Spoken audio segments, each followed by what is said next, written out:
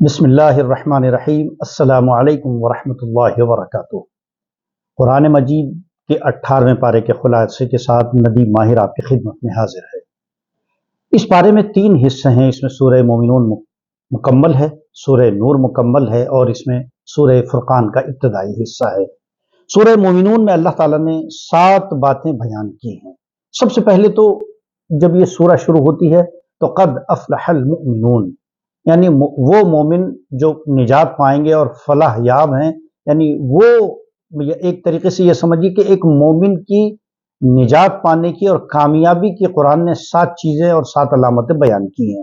کیا علامتیں ہیں؟ نمبر 1 تو یہ کہ ایمان اس کے اندر ہوگا، دوسرا یہ کہ نماز میں خشوع اور خضوع ہوگا، دل جمی کے ساتھ توجہ کے ساتھ نماز پڑھے تو یہ ایک مومن کی علامت ہے۔ اعراض عن اللغو، یعنی لغو باتیں، بیکار بیہودہ باتیں اور وقت ضائع کرنے والی چیزوں سے وہ گریز کرے گا، زکوٰۃ ادا کرے گا، پاک دامنی باعفت ہوگا، باعصمت ہوگا، وہ امانت داری ہوگی اس کے اندر، اور نمازوں کی حفاظت کرنے والا ہوگا۔ یہ 7 مومن کی صفات اللہ نے بیان کی۔ دوسرے نمبر پر تخلیق انسانی کے 9 مراحل بیان کیے۔ آج سائنس ان چیزوں کو ثابت کر رہی ہے۔ قرآن مجید نے 1400 سال پہلے تخلیق انسانی کے 7 مرحلے بیان کیے ہیں۔ ان میں سے نہ تو ایک کم کیا جا سکتا ہے، نہ ایک زیادہ کیا جا سکتا ہے۔ کیا مراحل ہیں اللہ نے بیان کیے ہیں؟ سب سے پہلے مٹی، پھر منی، پھر جمع ہوا خون، پھر لوتھڑا، پھر ہڈی، پھر گوشت کا لباس اللہ تعالیٰ پہناتے ہیں۔ اس کے بعد انسان کی ولادت ہوتی ہے، پھر اس کی موت آ جاتی ہے، پھر دوبارہ زندگی ہے۔ یہ 9 مرحلے انسان کی تخلیق کے اللہ نے بیان کیے۔ اس کے بعد توحید کا اللہ نے بیان کیا، اور آغاز صورت میں توحید کے 3 دلائل اللہ نے دیے ہیں کہ آسمانوں کی تخلیق آپ دیکھ لیں، کیا اللہ نے عجیب و غریب چھت بنائی ہے، ایک گول چھت ہے، بغیر کسی ستون کے قائم ہے، نہ وہ گرتی ہے، نہ وہ ٹپکتی ہے، نہ اس میں کوئی ریپیئرنگ ہے، کچھ نہیں ہے، ازل سے ہے اور ابد تک ہے، نہ معلوم کب سے ہے اور کب تک رہے گا یہ آسمان۔ اور بارش دیکھیں آپ، کتنی بڑی اللہ کی وحدانیت کی نشانی ہے۔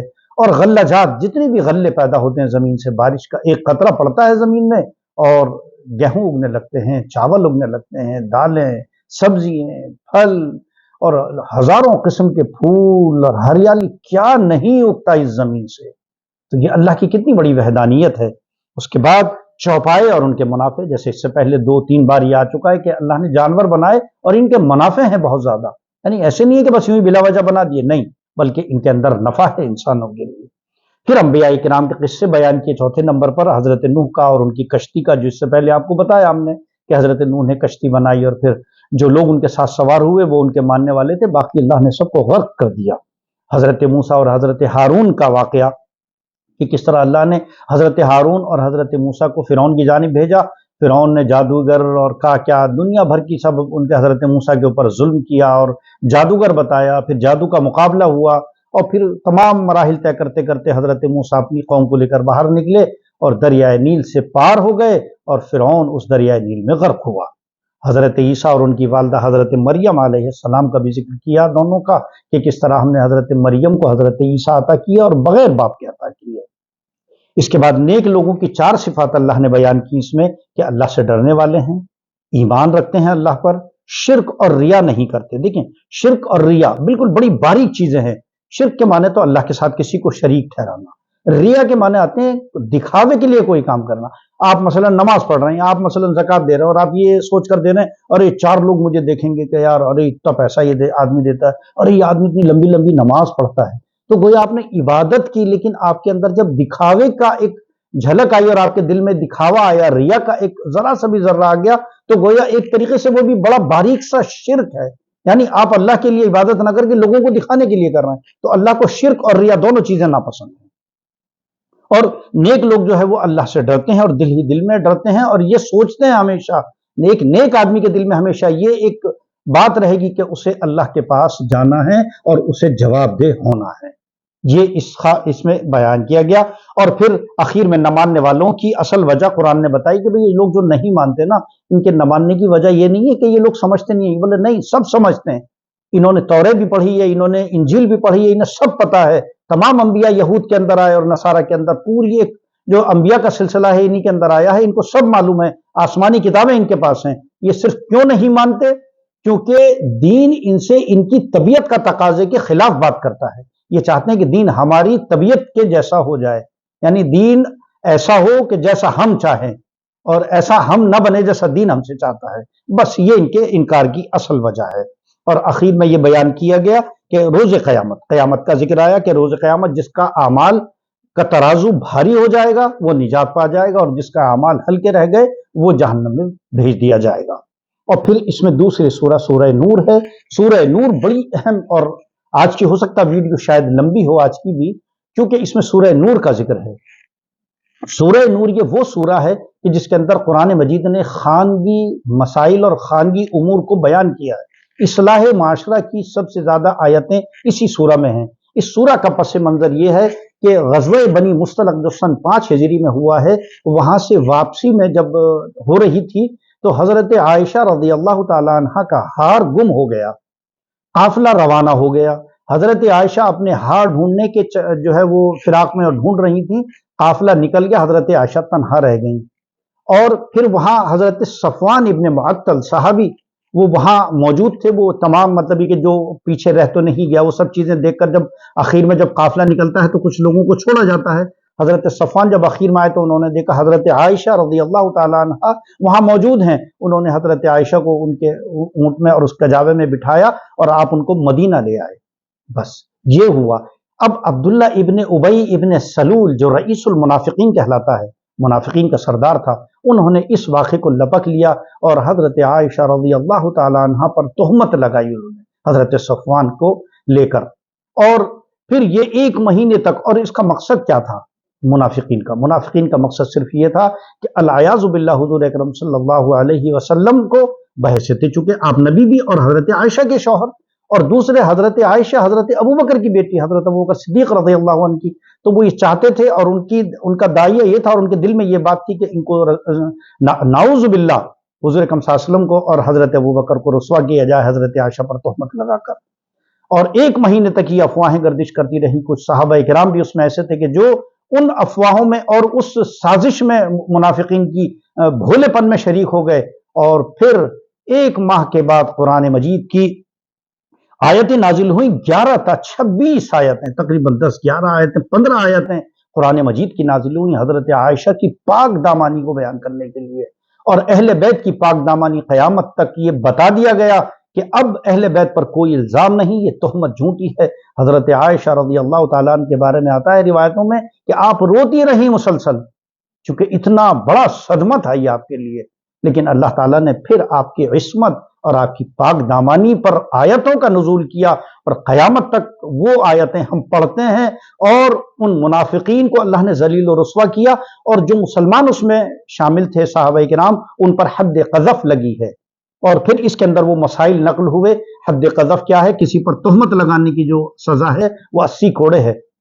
اور پھر اس میں یہ لعان کا بھی بیان ہوا کہ اگر کوئی میاں بیوی ہیں اور اگر میاں جو ہے وہ مطلب شوہر اگر بیوی کے اوپر الزام لگاتا ہے، اس کی پاک دامانی کے اوپر اگر کوئی انگلی اٹھاتا ہے، تو اگر کوئی گواہ نہیں ہے تو پھر لعان ہوگا، یعنی 4 مرتبہ قسم کھائی جائے گی یا 5ویں مرتبہ وہ لعان کرے گا، یعنی لعنت بھیجے گا. اور دونوں اپنی ایک دوسرے کے اوپر لعنت بھیجیں گے، اور پھر ان دونوں کے درمیان شریعت جو ہے وہ طلاق واقع کر دیتی ہے. اس کے بعد پھر دونوں کو الگ الگ کر دیا جاتا ہے. بہرحال یہ وہ سورہ ہے جس کے اندر پردے کا حکم نازل ہوا. یہ وہ سورہ ہے جس میں معاشرتی مسائل نازل ہوئے، اور یہ بتایا گیا کہ تمہیں کس وقت گھروں میں جانا ہے، کس وقت تم جب جاؤ تو کس طریقے سے آپ اپنے گھر میں داخل ہوں، مٹھار کر داخل ہوں، اجازت لے کر داخل ہوں، کھٹکھٹا کر داخل ہوں اپنے گھر میں.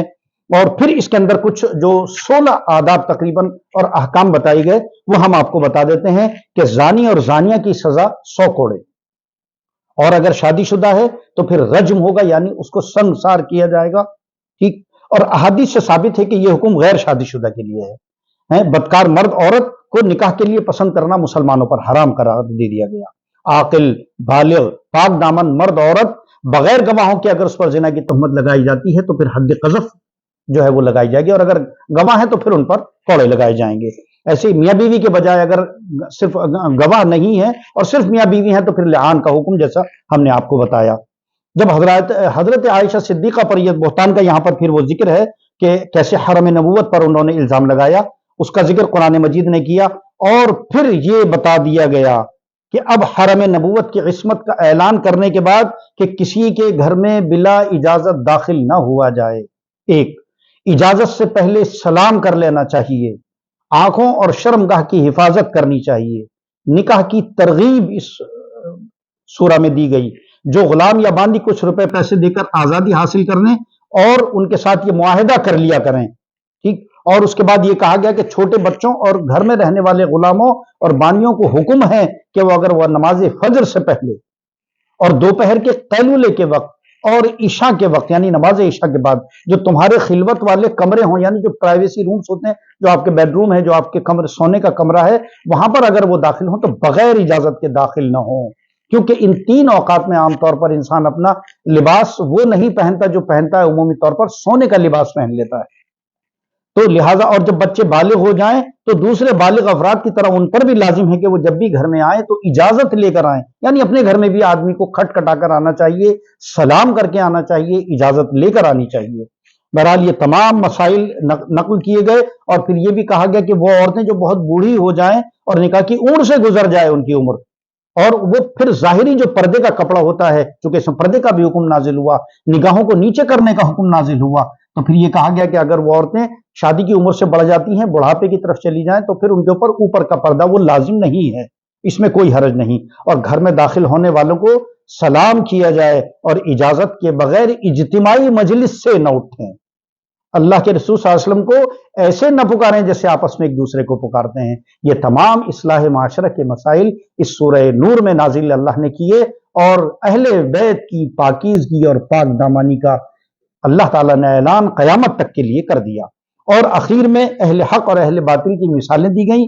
پہلی مثال میں یہ کہا گیا کہ میں مومن کے دل کے نور کو اس چراغ کے نور سے تشبیہ دی گئی ہے کہ جو صاف اور شفاف بنی ہوئی کسی قندیل میں ہو، اور اس قندیل کو کسی تاخچے میں رکھ دیا جائے تاکہ اس کا نور معین سمت میں رہے جہاں اس کی ضرورت ہے، اور اس چراغ میں جو تیل استعمال ہوا ہے وہ تیل زیتون کے مخصوص درخت سے حاصل شدہ ہے۔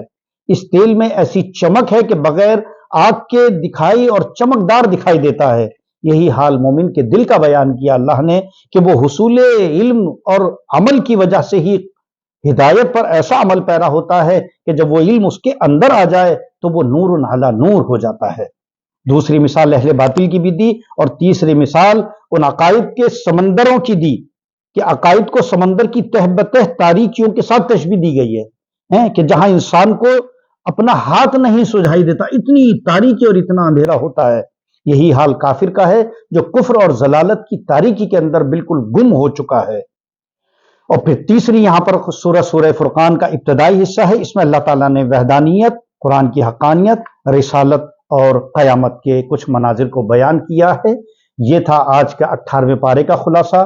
ندیم ماہر کو اجازت دیجیے، ویڈیو کو شیئر کیجیے، خیر کو پھیلائیے، خیر کو پھیلانے کا ذریعہ بنیے۔ آپ ہمیں دعاؤں میں یاد رکھیں، ہم آپ کو دعاؤں میں یاد رکھیں گے انشاءاللہ العزیز۔ کل پھر ملاقات ہوگی 19ویں پارے کے خلاصے کے ساتھ۔ دعاؤں میں یاد رکھیے۔ والسلام علیکم ورحمۃ اللہ وبرکاتہ۔